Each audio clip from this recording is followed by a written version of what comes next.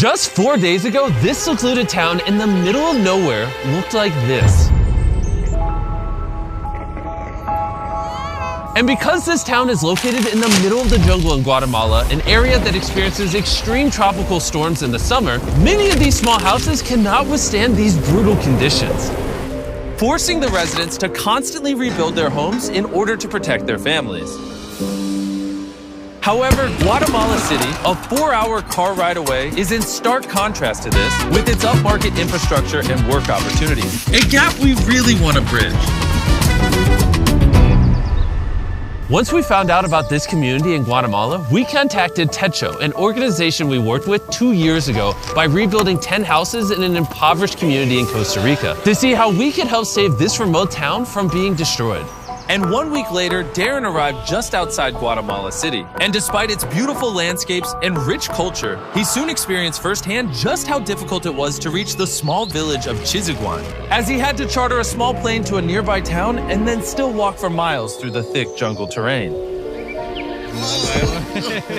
A daily practice for the locals just to generate minimal income. Upon his arrival, Darren met with Alberto, a father of 8 children who provides for them along with his wife Maria by traveling for hours every day to reach the nearest city to sell fabrics, where he only makes $2 per day, meaning that each one of his family has to live on roughly $1 per week.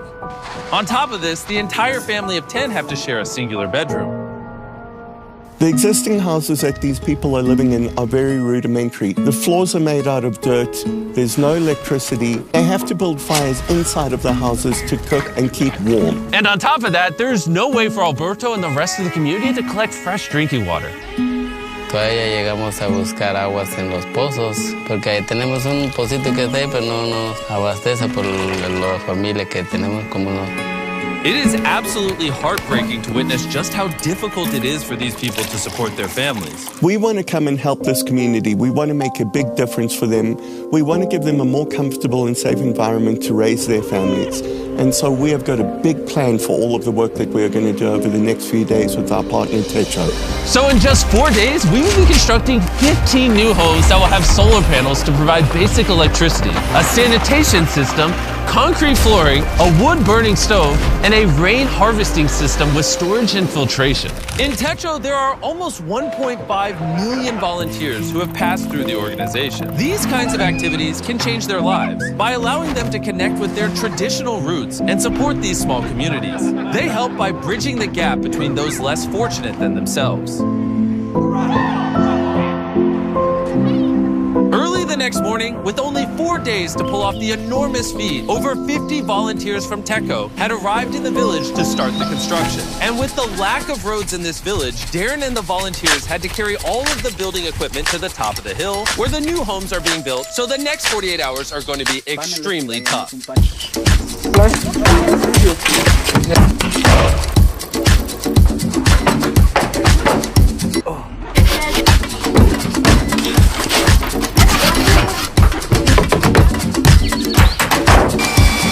With 2 days down, they were able to finish the structures of the houses. However, with only 48 hours remaining, they still had to install all of the irrigation pipes and plumbing for the water collection system.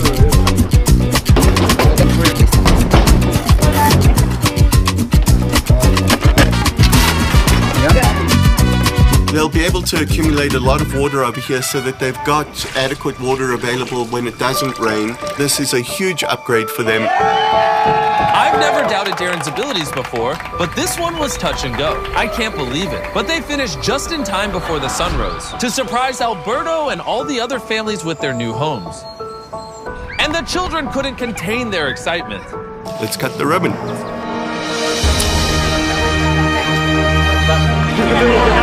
You could immediately see how excited this community was. The expressions on their faces, the excitement in their voices, and it was a beautiful experience. The gratitude that they were giving us back felt to me like more than we were giving them. They now will have more opportunities to make significantly more money, as they would have to spend less time maintaining their houses every storm. The new roads Techo built will make it easier to travel to and from neighboring communities. They have electricity, making it easier for the children to study at night. The new stoves make it easier to cook healthy food, and this will allow the community to expand and one day become a fully functional town with similar opportunities to those that live closer to the city. So Alberto and his family will never have to hike those treacherous paths again.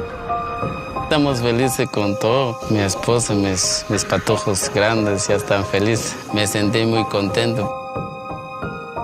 And beyond this, we have another big surprise for the community. But before I show you this, I want to tell you about the sponsor of this video, Dragon City. Beyond sponsoring this incredible project, Dragon City is hosting a Philanthropy Week Challenge from January 21st to 28th in-game. Players can earn points for Techo by breeding an electric parent and a flame parent dragon. And for every 50,000 points earned globally, Dragon City will donate $100 to Techo.us to help build shelters in Latin America with a total donation goal of $20,000. Also, there's a custom Mr. Beast Runner Island starting on January 24th where you can obtain all of the Mr. Beast dragons through in-game offers. But if you don't like my dragons, there's obviously thousands of more you can choose from. So don't worry, I won't get offended as long as you subscribe. Download Dragon City by clicking the link in the description or scanning this QR code right here to get a special starter pack with 15,000 food, 30,000 gold, 10 gems, and join the Beast Philanthropy Week as the Dragon Master.